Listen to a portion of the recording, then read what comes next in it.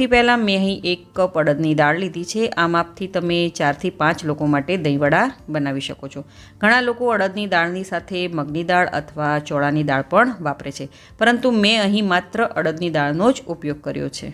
હવે આ દાળને આપણે 3 થી 4 વખત પાણીથી ધોઈ લેવાની છે અને દાળને ધોયા બાદ પછી તેમાં 2 થી 3 કપ પાણી નાખીશું અને 4 થી 5 કલાક માટે આ દાળને પલળવા માટે રાખી દઈશું। જો તમારી પાસે સમય ના હોય તો તમે અડદની દાળને ગરમ પાણીમાં 30 થી 40 મિનિટ સુધી પલાળીને પણ રાખી શકો છો। તો 5 કલાક થઈ ગયા છે અને હવે આપણે દાળને ચેક કરી લઈએ કે દાળ સારી રીતે પલળી ગઈ છે કે નહીં। આવી રીતે દાણાને વચ્ચેથી દબાઈને ચેક કરીએ તો અડદનો દાણો સહેલાઈથી તૂટી જાય છે। ધેટ મીન્સ કે આપણી દાળ સારી રીતે પલળી ગઈ છે। હવે આપણે એક ચારણી લઈશું અને એક તપેલી ઉપર ચારણીને રાખીશું અને બધી જ દાળ પાણી સાથે આપણે ચારણીમાં નાખી દઈશું, તેથી બધું જ પાણી નીકળી જાય અને દાળમાં થોડું પણ પાણી ન રહે એ વાતનું તમારે ખાસ ધ્યાન રાખવાનું છે, કારણ કે આપણે દાળનું બેટર છે તે જાડું રાખવાનું છે। હવે મિક્સર જારમાં બધી જ દાળ નાખી દઈશું, જેથી કરીને દાળ સારી રીતે પીસાઈ જાય અને તેમાં એક પણ દાળનો દાણો ન રહે એવી રીતે આપણે દાળને પીસવાની છે। બિલકુલ સ્મૂથ રીતે આપણે દાળને પીસવાની છે। તમે ચાહો તો આ દાળને 2 વખત એટલે કે 2 પાર્ટમાં પણ પીસી શકો છો। તો તમે જોઈ શકો છો કે આપણી અડદની દાળ સારી રીતે પીસાઈ ગઈ છે અને તેમાં એક પણ અડદના દાળનો દાણો રહ્યો નથી। એકદમ સ્મૂથ પેસ્ટ તૈયાર થઈ ગઈ છે। હવે આપણે આ પીસેલી દાળને એક મોટા વાસણમાં કાઢી લઈશું અને પીસેલી દાળને ચમચીની મદદથી અથવા હાથની મદદથી મિક્સર જારમાંથી કાઢી લઈશું। અહીં આપણે પાણીનો ઉપયોગ બિલકુલ કરવાનો નથી, તો એ વાતનું તમારે ખાસ ધ્યાન રાખવાનું છે। હવે આવે છે સૌથી મોસ્ટ ઇમ્પોર્ટન્ટ પાર્ટ, બેટરને આપણે ફેટવાનું છે। તમે ચાહો તો વિસ્કરની મદદથી અથવા હાથની મદદથી આ બેટરને ફેટી શકો છો। હાથોની મદદથી તમે આ બેટરને ફેટશો તો તેમાં હવાના કણ ભરાશે અને બેટર એકદમ સ્મૂથલી તૈયાર થશે। તો આ બેટરને આપણે એક જ દિશામાં આવી રીતે ચલાવતા રહેવાનું છે। આ બેટરને આપણે ઓછામાં ઓછી 7 થી 10 મિનિટ સુધી એક જ ડાયરેક્શનમાં ચલાવતા રહેવાનું છે, એટલે કે હલાવતા રહેવાનું છે। તો ભાઈ આપણે સોફ્ટ દહીંવડા ખાવા છે તો થોડી મહેનત તો કરવી પડશે। તો આવી રીતે આપણે બેટરને હલાવતું રહેવાનું છે। તો તમે જોઈ શકો છો કે બેટરનો કલર પણ બદલાઈ ગયો છે અને બેટર આપણું એકદમ સ્મૂથ તૈયાર થઈ ગયું છે। હવે વડા માટે બેટર તૈયાર છે કે નહીં તે ચેક કરી લઈએ। હાથમાં થોડું બેટર લઈએ અને હાથને ઊંધો કરીએ તો બેટર આપણું નીચે પડે છે કે નહીં, તો તમે જોઈ શકો છો કે બેટર આપણું નીચે બિલકુલ પડતું નથી। અને બીજી એક રીત તમને બતાવું કે એક બાઉલમાં થોડું પાણી લઈશું અને થોડું એવું બેટર લઈને પાણીમાં નાખીશું। જો આપણું આ બેટર પાણીમાં નીચે બેસી જશે તો બેટર આપણું વડા માટે તૈયાર નથી। તો તમે જોઈ શકો છો કે બેટર આપણું પાણી પર તરે છે। ધેટ મીન્સ કે આ બેટર એકદમ પરફેક્ટ છે વડા બનાવવા માટે। હવે આપણે તેમાં થોડા મસાલા કરી લઈશું। મેં અહીં 2 લીલા મરચાં અને 1 ઇંચ જેટલા આદુના ટુકડાની પેસ્ટ બનાવી છે તે એડ કરી લઈશું। તેની સાથે આપણે 1 ટીસ્પૂન જેટલું જીરું અને સ્વાદ પ્રમાણે મીઠું નાખીશું અને ફરીથી 1 થી 2 મિનિટ માટે બેટરમાં આ મસાલા મિક્સ થઈ જાય ત્યાં સુધી બેટરને હલાવતા રહીશું। તો તમે જોઈ શકો છો કે બેટર આપણું રેડી છે। હવે વડા બનાવીને જે પાણીમાં આપણે પલાળવાના છે તે પાણીને આપણે તૈયાર કરી લઈએ। તો એક મોટા બાઉલમાં 2 ગ્લાસ જેટલું ગરમ પાણી નાખીશું અને મોટું બાઉલ એટલા માટે આપણે લેવાનું છે કારણ કે વડાને સારી રીતે ફૂલવાની જગ્યા મળે। હવે તેમાં 1 પિંચ જેટલી હિંગ નાખીશું। હિંગને ગરમ પાણીમાં સારી રીતે મિક્સ કરી લઈશું। હિંગવાળા પાણીમાં વડા નાખવાથી વડાનો ટેસ્ટ બહુ જ સરસ આવે છે અને હિંગ જ્યારે મિક્સ થઈ જાય ત્યારબાદ તેમાં થોડું આપણે મીઠું ઉમેરીશું અને પાણીમાં સારી રીતે મીઠાને મિક્સ કરી લઈશું। તો હિંગ અને મીઠાવાળું પાણી બનીને રેડી થઈ ગયું છે। હવે આપણે વડાને તળી લઈશું। તો અહીં મેં તળવા માટે તેલ પહેલેથી ગરમ કરવા રાખી દીધું હતું। ગેસની ફ્લેમ આપણે મીડિયમ પર રાખવાની છે। તેલ ગરમ થયું છે કે નહીં તેને આપણે ચેક કરીએ તો થોડું એવું બેટર આપણે તેલમાં નાખીશું। તો તમે જોઈ શકો છો કે તેલ આપણું સારી રીતે ગરમ થઈ ગયું છે। હવે આપણે આ રીતે ગોળ શેપમાં વડાને તેલમાં નાખીશું અને મેં અહીં મીડિયમ સાઇઝના વડા બનાવ્યા છે। તમે તમારી રીતે નાના અથવા મોટા પણ વડા બનાવી શકો છો। તેલને આપણે મીડિયમ ગેસની ફ્લેમ પર જ ગરમ કરવાનું છે કારણ કે લો ફ્લેમ પર તેલમાં વડા નાખવાથી વડા તેલ વધારે એબ્ઝોર્બ કરી લે છે અને હાઈ ફ્લેમ પર વડા બહારથી એકદમ લાલ થઈ જાય છે અને અંદરથી કાચા રહી જાય છે। તો એ વાતનું તમારે ખાસ ધ્યાન રાખવાનું છે। તો તમે જોઈ શકો છો કે આપણા વડા પરફેક્ટ ગોલ્ડન કલરના થઈ ગયા છે અને હવે તેને આપણે એક પ્લેટમાં કાઢી લઈએ। અને તેને તરત જ એટલે કે ગરમ ગરમ વડાને આપણે જે થોડું ગરમ પાણી હિંગવાળું બનાવ્યું છે તેમાં બધા જ વડા નાખી દઈશું. હવે આ ગરમ પાણીમાં નાખેલા વડાને આપણે ઢાંકી દઈશું અને તેને ઓછામાં ઓછું અડધા કલાક માટે રાખી દઈશું. જ્યાં સુધી વડા આપણા રેસ્ટ કરે છે ત્યાં સુધી આપણે દહીંનું એક ગોળું બનાવી લઈએ. મેં અહીં 2 કપ જેટલું જાડું દહીં લીધું છે. દહીં આપણે જાડું એટલે કે થીક લેવાનું છે, પાતળું દહીં નથી લેવાનું. હવે તેમાં સ્વાદ અનુસાર આપણે મીઠું નાખીશું અને 1/4 કપ જેટલી ખાંડ નાખીશું અને ચમચીની મદદથી સારી રીતે તેને મિક્સ કરી લઈશું. 2 થી 3 મિનિટ સુધી દહીંને આવી રીતે ચલાવતું રહેવાનું છે, તેથી ખાંડ અને મીઠું પણ સારી રીતે ભળી જાય. દહીંમાં આપણે બ્લેન્ડર પણ નથી ફેરવવાનું, બસ તેને આવી રીતે ચમચીની મદદથી દહીંને સતત હલાવતા રહેવાનું છે. તો તમે જોઈ શકો છો કે દહીં આપણું સરસ સ્મૂથલી તૈયાર થઈ ગયું છે અને હવે 30 મિનિટ પણ થઈ ગઈ છે. હવે વડાને આપણે ચેક કરી લઈએ. તો તમે જોઈ શકો છો કે વડા આપણા પાણીમાં સારી રીતે ફૂલી ગયા છે અને સાઇઝમાં પણ ડબલ થઈ ગયા છે. હું તમને એક તળેલું વડું પણ બતાવું તો તમે જોઈ શકો છો કે આપણું વડું તળેલું છે તે એકદમ સોફ્ટ અને જાળીદાર પણ બન્યું છે.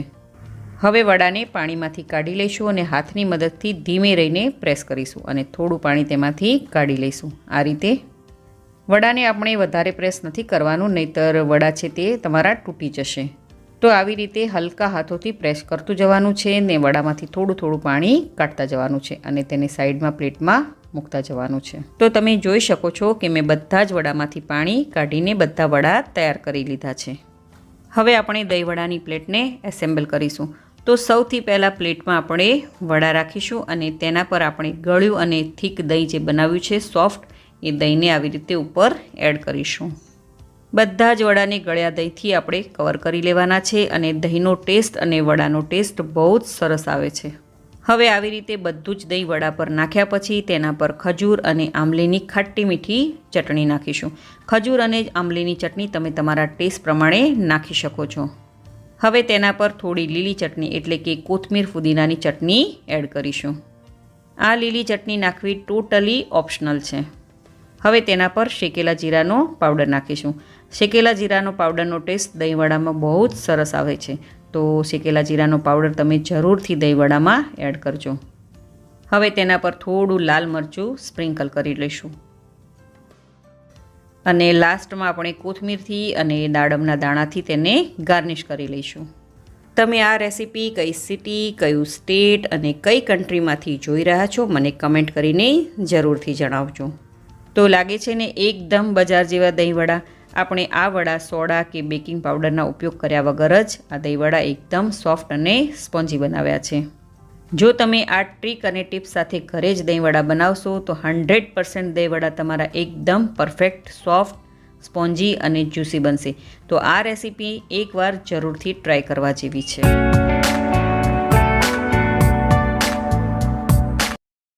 સુરતી ચટપટી ભેળ બનાવવા માટે સૌથી પહેલાં તેની એક સ્પાઇસી આપણે ચટણી તૈયાર કરી લઈએ.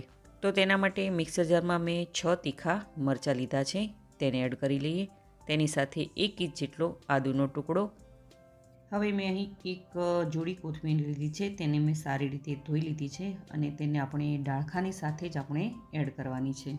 હવે તેની સાથે આપણે 1 મોટી ચમચી જેટલા સિંગદાણા એડ કરીશું અને 1 મોટી ચમચી જેટલી ખાંડ, 1 મોટી ચમચી જેટલો લીંબુનો રસ, સ્વાદ અનુસાર મીઠું એડ કરીશું અને 5 થી 6 બરફના ટુકડા પણ એડ કરીશું, તેથી જે ચટણીનો કલર છે તે એકદમ સરસ લીલું જળવાઈ રહે.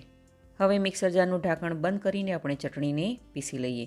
અહીં તમારે જો પાણીની જરૂર પડે તો જ તમારે ચટણીમાં પાણી એડ કરવાનું છે. તો અહીં જુઓ આપણી એકદમ સ્પાઇસી અને ચટપટી ચટણી બનીને રેડી થઈ ગઈ છે. હવે બહાર લારીમાં જે ભેળ મળે છે તેમાં એક મીઠું પાણી એટલે કે ગળ્યું પાણી એડ કરે છે, તે બનાવી લઈએ. તો તેના માટે વાટકીમાં આપણે 2.5 મોટી ચમચી જેટલી ખાંડ લઈશું અને તેમાં આપણે 1/3 કપ જેટલું હલકું એવું ગરમ પાણી લઈશું, એટલે કે હુંફાળું ગરમ પાણી લેવાનું છે અને તેને સારી રીતે મિક્સ કરી લઈએ. અહીં હુંફાળું ગરમ પાણી નાખવાથી ખાંડ છે તે સરસ એવી પીગળી જાય છે અને અહીં તમે જો ખાંડ ન ખાતા હોય તો તેની જગ્યાએ તમે ગોળનો ઉપયોગ પણ કરી શકો છો અને ગોળનું પાણી બનાવીને પણ આ ભેળમાં એડ કરી શકો છો. તો અહીં જુઓ પાણી આપણું બનીને રેડી થઈ ગયું છે. હવે આ પાણીને આપણે સાઈડમાં રાખી દઈએ. તો આપણું ગળ્યું પાણી પણ રેડી થઈ ગયું છે અને ચટપટી ચટણી પણ રેડી થઈ ગઈ છે. તો ચાલો આપણે ફટાફટથી ભેળ બનાવી લઈએ. એક બાઉલમાં આપણે અડધો કપ જેટલા શિંગદાણા એડ કરીશું અને અહીં આ શિંગદાણા મેં સોલ્ટેડ એટલે કે મીઠાવાળા લીધા છે અને શિંગદાણાના ફોતરા મેં કાઢી લીધા છે અને તેના 2 ટુકડા કરી લીધા છે. હવે તેની સાથે આપણે 2 મોટી ચમચી જેટલી મસાલા સિંગ પણ એડ કરીશું. મસાલા સિંગ કેવી રીતે બનાવી તેનો વિડીયો હું તમારી સાથે બહુ જલ્દીથી શેર કરીશ. હવે મેં અહીં 2 કપ જેટલા મમરા લીધા છે જેને મેં થોડીવાર તડકામાં રાખી દીધા હતા. તડકામાં રાખવાથી આ મમરા છે તે થોડા એવા ક્રિસ્પી થઈ ગયા છે અને જો તડકો ના આવતો હોય તો તમારે ત્યાં તો તમારે એને ગેસ પર થોડીવાર માટે આપણે એને ક્રિસ્પી કરી લેવાના છે. હવે એક મીડિયમ સાઇઝની ઝીણી સુધારેલી ડુંગળી એડ કરીશું. તેની સાથે આપણે ઝીણા સુધારેલા થોડા ધાણા પણ એડ કરી દઈએ. હવે આપણે જે લીલી ચટણી બનાવીને રાખી હતી તે 4 મોટી ચમચી જેટલી ચટણી એડ કરીશું. અહીં આ ભેળ તમને કેટલી તીખી જોવે અને કેટલી મોળી જોવે તે તમારા ટેસ્ટ પ્રમાણે વધારે કે ઓછી કરી શકો છો. હવે તેમાં આપણે 3 મોટી ચમચી જેટલું જે ખાંડવાળું પાણી આપણે રેડી કરીને રાખ્યું હતું તે એડ કરીશું. તમે આ રેસીપી કઈ સિટી, કયું સ્ટેટ અને કઈ કન્ટ્રીમાંથી જોઈ રહ્યા છો મને કમેન્ટ કરીને જરૂરથી જણાવજો. હવે અડધા લીંબુનો રસ એડ કરી લઈએ. ખાટું અને ગળ્યું તમારે કેટલું જોઈએ છે તે તમારે ટેસ્ટ પ્રમાણે વધારે કે ઓછું પણ કરી શકો છો. અને હવે લાસ્ટમાં આપણે એડ કરીશું નાયલોન સેવ, કારણ કે ભેળ છે તે સેવ વગર અધૂરી છે. તો આપણે તેમાં એડ કરીશું સેવ અને સારી રીતે તેને મિક્સ કરી લઈએ. તો અહીં જો આપણે અહીં નથી આંબલીના પાણીનો ઉપયોગ કર્યો કે નથી આપણે કોઈ મસાલા એડ કર્યા, તો પણ આ ભેળ ખૂબ જ સરસ બને છે. એકવાર જરૂરથી ટ્રાય કરવા જેવી છે. તો અહીં જો આપણી ચટપટી કોલેજિયન ભેળ બનીને રેડી થઈ ગઈ છે. તો ચાલો આપણે તેને સર્વ કરી લઈએ. જ્યારે પણ તમારે આ ભેળ બનાવવાની હોય તો સૌથી પહેલાં બધી જ સામગ્રી મિક્સ કરી લેજો અને ત્યારબાદ જ તેની ઉપર તમારે આ લીલી ચટણી અને ગળ્યું પાણી એડ કરવાનું છે અને ફટાફટથી તેને સર્વ કરવાની છે. તેનાથી મમરા અને જે શિંગદાણાનો ક્રન્ચી ટેસ્ટ છે તે સારો લાગે. તો ખજૂર અને આંબલીની ચટણી વગર પણ આ કોલેજિયન ભેળ સ્વાદમાં ખૂબ જ ટેસ્ટી લાગે છે.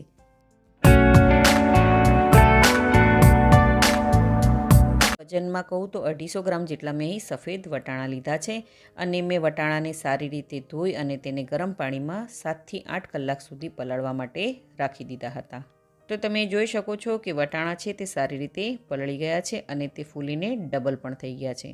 વટાણાને આપણે ઓછામાં ઓછા 7થી 8 કલાક અથવા તો ઓવરનાઇટ એટલે કે આખી રાત સુધી તમારે એને પલળવા માટે રાખવાના છે. તો હવે આ પલાળેલા વટાણાને આપણે કૂક કરી લઈએ એટલે કે બાફી લઈએ.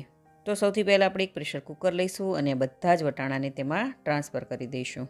હવે આપણે તેમાં જરૂરત પ્રમાણે પાણી એડ કરી દઈશું તેથી વટાણા છે તે સારી રીતે બફાઈ જાય. હવે તેમાં અડધી નાની ચમચી જેટલો હળદર પાવડર અને સ્વાદ અનુસાર આપણે મીઠું એડ કરી દઈશું અને બધી જ વસ્તુને સારી રીતે મિક્સ કરી દઈએ. હવે પ્રેશર કુકરનું ઢાંકણ બંધ કરી અને હાઈ ગેસની ફ્લેમ પર 1 વિસલ લગાવીશું અને પછી મીડિયમ ગેસની ફ્લેમ પર આપણે 5 વિસલ લગાવીશું. તો જ્યાં સુધી આપણા વટાણા બફાય છે ત્યાં સુધી આપણે આંબલીની ખાટી મીઠી ચટણી તૈયાર કરી લઈએ. તેના માટે બાઉલમાં મેં અડધો કપ જેટલી આંબલી લીધી છે અને આંબલીના મેં બધા જ બિયાને કાઢી નાખ્યા છે અને હવે તેમાં આપણે હલકું એવું ગરમ પાણી એડ કરીશું. ગરમ પાણી આપણે અહીં આંબલીમાં જરૂરત પ્રમાણે એડ કરવાનું છે. હવે ઢાંકણ ઢાંકીને આપણે ઓછામાં ઓછી 15થી 20 મિનિટ સુધી આંબલીને પલળવા માટે રાખી દઈશું. જો તમારી પાસે સમય હોય તો તમે આંબલીને આવી રીતે 1 કલાક માટે પણ પલાળી શકો છો. હવે બીજા બાઉલમાં 250 ગ્રામ જેટલો આપણે બિયા વગરનો ખજૂર લીધો છે અને તેમાં પણ આપણે જરૂરત પ્રમાણે હુંફાળું ગરમ પાણી એડ કરી દઈશું. હવે ઢાંકણ ઢાંકીને ખજૂરને પણ આપણે ઓછામાં ઓછી 15થી 20 મિનિટ સુધી પલળવા દઈશું. જ્યાં સુધી ખજૂર અને આંબલી પલળે છે ત્યાં સુધી આપણે લીલી ચટણી બનાવી લઈએ. તેના માટે આપણે એક મિક્સર જાર લઈશું અને તેમાં આપણે 1 કપ જેટલી લીલી કોથમીર એડ કરીશું જેને મેં સારી રીતે ધોઈ અને લીધેલી છે. હવે તેની સાથે અડધો કપ જેટલા આપણે ફુદીનાના પત્તા લઈશું, 2 તીખા લીલા મરચાં અને તેની સાથે આપણે 1 ઇંચ જેટલો આદુનો ટુકડો, 1 ટેબલસ્પૂન જેટલા દાળિયા, 1 ટીસ્પૂન શેકેલો જીરાનો પાવડર, અડધી ટીસ્પૂન સંચળ, 1 ટીસ્પૂન આમચૂર પાવડર, મીઠું સ્વાદ પ્રમાણે અને તેની સાથે 5થી 7 આઈસ ક્યુબ એડ કરીશું. બરફના ટુકડા આવી રીતે એડ કરવાથી જે ચટણીનો રંગ છે તે એકદમ લીલો રહે છે. હવે જરૂરત પ્રમાણે આપણે પાણી એડ કરીશું. અહીં વધારે પડતું આપણે પાણી એડ નથી કરવાનું, માત્ર 1 થી 2 ટેબલસ્પૂન જેટલું પાણી એડ કરવાનું છે. અને હવે તેને ઢાંકણ ઢાંકી અને સારી રીતે તેને પીસી લેવાનું છે. તો તમે જોઈ શકો છો કે લીલી ચટણી આપણી બનીને રેડી થઈ ગઈ છે. અહીં લીલા મરચાંનો ઉપયોગ તમે તમારા ટેસ્ટ પ્રમાણે વધારે કે ઓછો પણ કરી શકો છો. એટલે કે તમે તીખું જેટલું ખાતા હોય એ પ્રમાણે તમે ઉપયોગ કરી શકો છો. તો લગભગ 20 મિનિટ જેટલો સમય થઈ ગયો છે અને ખજૂર સારી રીતે પલળી ગયા છે. હવે ખજૂરમાંથી આપણે પાણી કાઢવાનું નથી. અને હવે આપણે આંબલીને પણ જોઈ લઈએ. તો તમે જોઈ શકો છો કે આંબલી પણ આપણી સારી રીતે પલળી ગઈ છે અને આંબલીમાંથી પણ આપણે પાણી કાઢવાનું નથી. તો આ વાતનું તમારે ખાસ ધ્યાન રાખવાનું છે. તો ચાલો હવે આ બંને વસ્તુને આપણે પીસી લઈએ. તો સૌથી પહેલાં આપણે એક મિક્સર જાર લઈશું અને તેમાં આપણે ખજૂરને પાણી સાથે જ એડ કરી દેવાનું છે અને તેની સાથે આંબલીને પણ પાણી સાથે જ એડ કરી દેવાનું છે. હવે મિક્સર જારનું ઢાંકણ બંધ કરીને આપણે ચટણી ફોર્મમાં તેને પીસી લેવાનું છે. તો તમે જોઈ શકો છો કે ખજૂર અને આંબલીને મેં સારી રીતે પીસી લીધા છે અને ખજૂરનો અને આંબલીનો પલ્પ આપણો બનીને રેડી થઈ ગયો છે. હવે આપણે એક બાઉલ લઈશું અને તેના પર એક ગરણી રાખીશું અને ગરણીમાં આપણે આ થોડું ખજૂર અને આંબલીના પલ્પને એડ કરતું જવાનું છે અને તેને સારી રીતે આપણે ગાળી લેવાનું છે. તો તમે જોઈ શકો છો કે બધો જ પલ્પ મેં સારી રીતે ગાળી લીધો છે અને હવે આમાં જે આંબલીના જે રેસા છે તેને આપણે સાઈડમાં રાખી દઈશું અને તેને ફેંકી દેવાના છે. તેનો ઉપયોગ નથી કરવાનો. હવે આપણે નેક્સ્ટ પ્રોસેસમાં જઈએ. તેના માટે આપણે મીડિયમ ગેસની ફ્લેમ પર એક વાસણ રાખી દઈશું અને ખજૂર અને આંબલીનો જે આપણે પલ્પ બનાવીને રાખ્યો હતો તે બધું જ તેમાં એડ કરી દઈશું અને ફરીથી બાઉલમાં આપણે થોડું પાણી એડ કરીશું અને બાઉલમાં જે સાઈડમાં ખજૂર આંબલીનો પલ્પ જે ચોંટ્યો હોય તેને પણ કાઢી અને પેનમાં એડ કરી દઈશું. હવે આપણે તેમાં વજનમાં કહું તો 750 ગ્રામ જેટલો ગોળ એડ કરીશું. સ્વાદ અનુસાર મીઠું, 1 ટીસ્પૂન જેટલો સંચળ પાવડર, 1 ટેબલસ્પૂન જેટલું ધાણા જીરું પાવડર, અડધી ટીસ્પૂન સૂંઠનો પાવડર, 1 ટેબલસ્પૂન જેટલું કાશ્મીરી લાલ મરચું પાવડર અને લાસ્ટમાં આપણે 1 લીટર જેટલું પાણી એડ કરી દઈશું. હવે ગેસની ફ્લેમ આપણે હાઈ પર કરી લઈશું અને બધી જ વસ્તુને સારી રીતે મિક્સ કરી દઈએ. અહીં ગેસની ફ્લેમ આપણે હાઈ પર રાખવાની છે અને ચટણીને આપણે કન્ટિન્યુ આવી રીતે હલાવતા જવાનું છે. આ ચટણીને તમે વધારે ક્વોન્ટિટીમાં પણ બનાવી શકો છો અને આ ચટણી તમે ઓછામાં ઓછી ફ્રીઝમાં 1 મહિના સુધી સ્ટોર કરી શકો છો અને ફ્રીઝરમાં 4 થી 5 મહિના સુધી તમે આને સ્ટોર કરી શકો છો. આ ચટણીને તમે બહુ બધી ચાટની રેસીપીમાં યુઝ કરી શકો છો અને આ ચટણી બનાવવામાં ઓછામાં ઓછી 20 થી 25 મિનિટ સુધીનો સમય લાગે છે. તો અહીં જુઓ ચટણી આપણી બનીને રેડી થઈ ગઈ છે. હવે આપણે ગેસને બંધ કરી લઈએ. જેમ જેમ આ ચટણી ઠંડી થતી જશે તેમ તેમ તે તેની જાતે ઘાટી બનતી જશે. તો તમે જોઈ શકો છો કે કુકર પણ આપણું ઠંડુ થઈ ગયું છે અને વટાણા પણ સારી રીતે બફાઈ ગયા છે. હું તમને એક વટાણાને પ્રેસ કરીને બતાવું તો તમે જુઓ કે વટાણો સારી રીતે બફાઈ ગયો છે કે નહીં. તો વટાણા સરસ રીતે બફાઈ ગયા છે. હવે આપણે નેક્સ્ટ પ્રોસેસમાં જઈએ. હવે ગેસની મીડિયમ ફ્લેમ પર આપણે કઢાઈ રાખીશું અને તેમાં 1 ટીસ્પૂન જેટલું તેલ એડ કરીશું. તેલ હલકું એવું ગરમ થઈ જાય એટલે તેમાં બાફેલા વટાણાને એડ કરી દઈશું. હવે પોટેટો મેશર લઈશું અને વટાણાને આપણે હલકા પ્રેસ કરીને મેશ કરી લેવાના છે.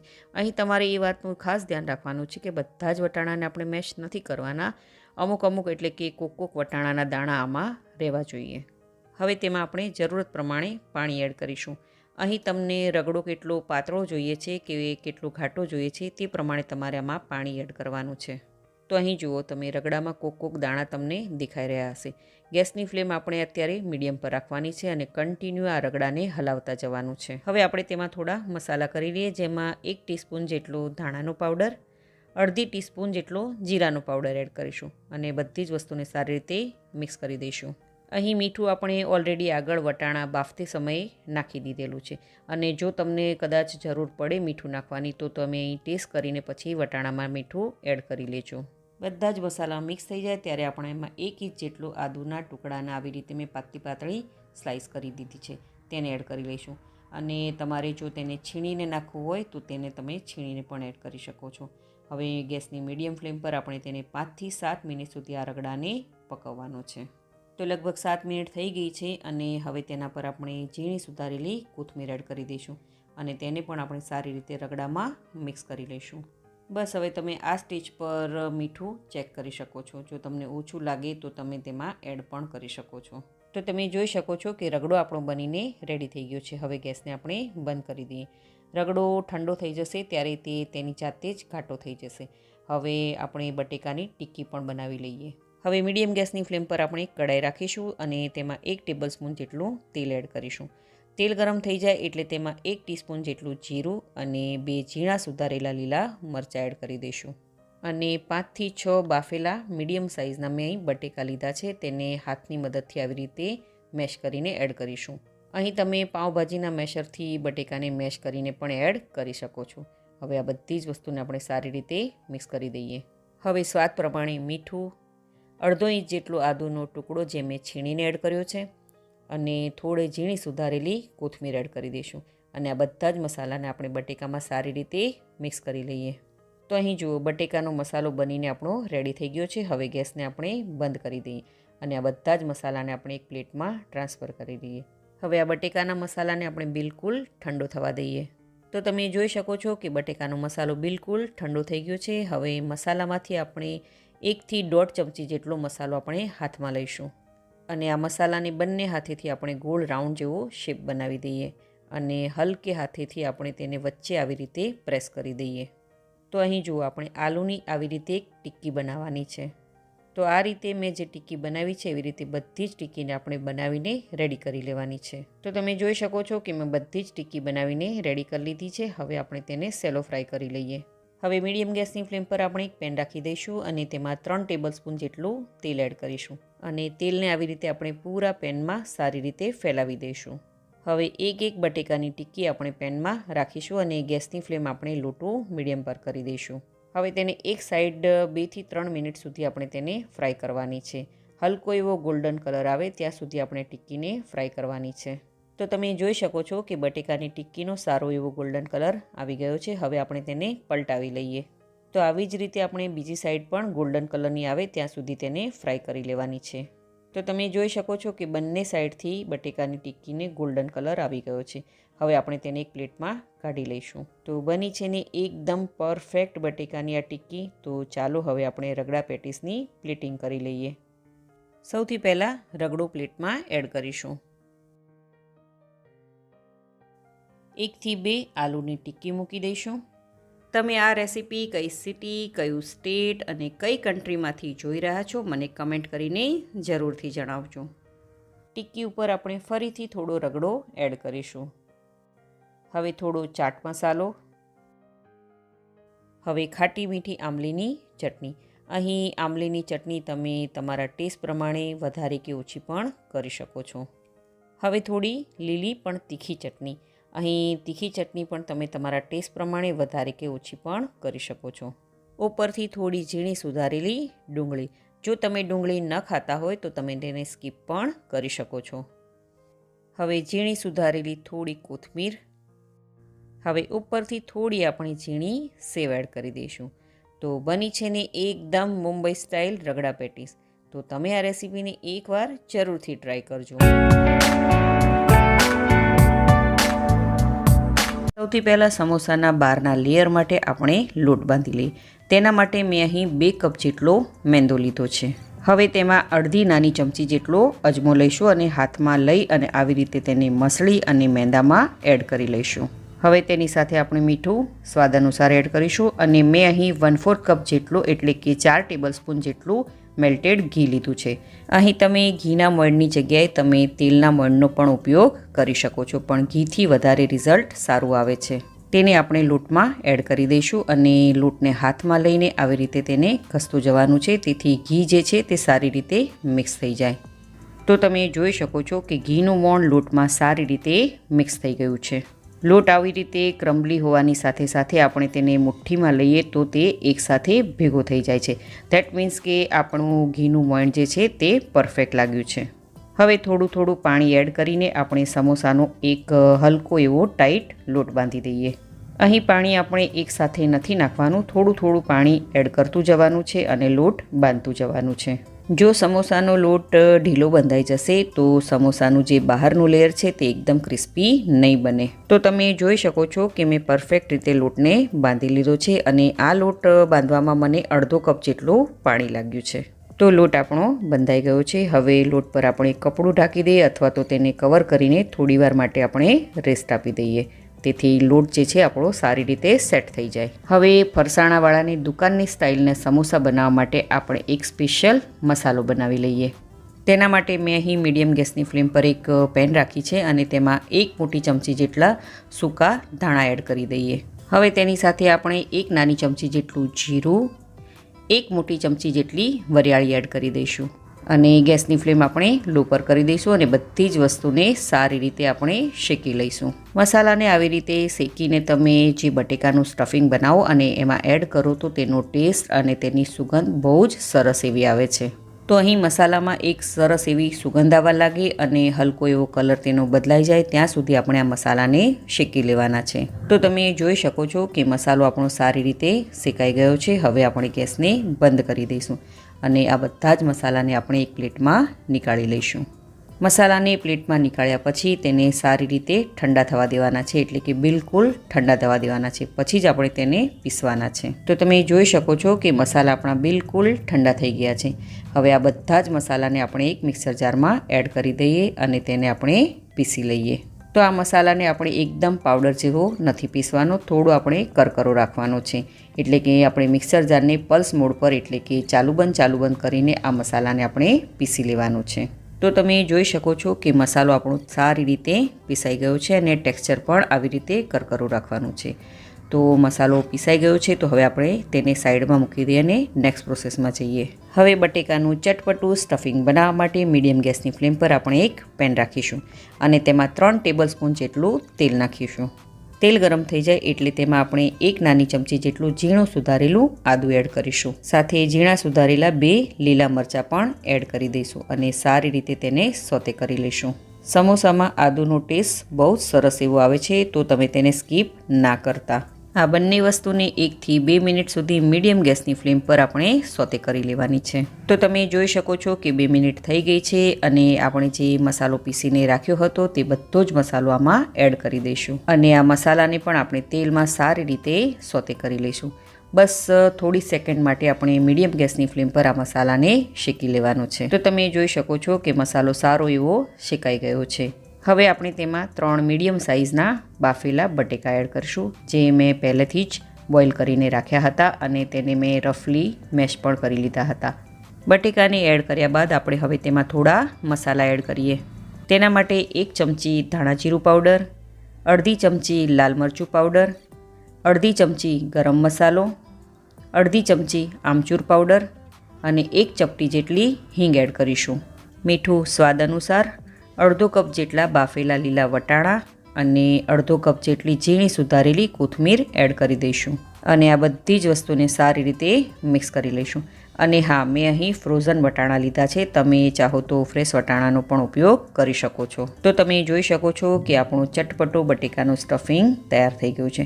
હવે ગેસને આપણે બંધ કરી દઈએ અને બટેકાના જે મસાલો છે તેને બિલકુલ ઠંડુ થવા દઈએ.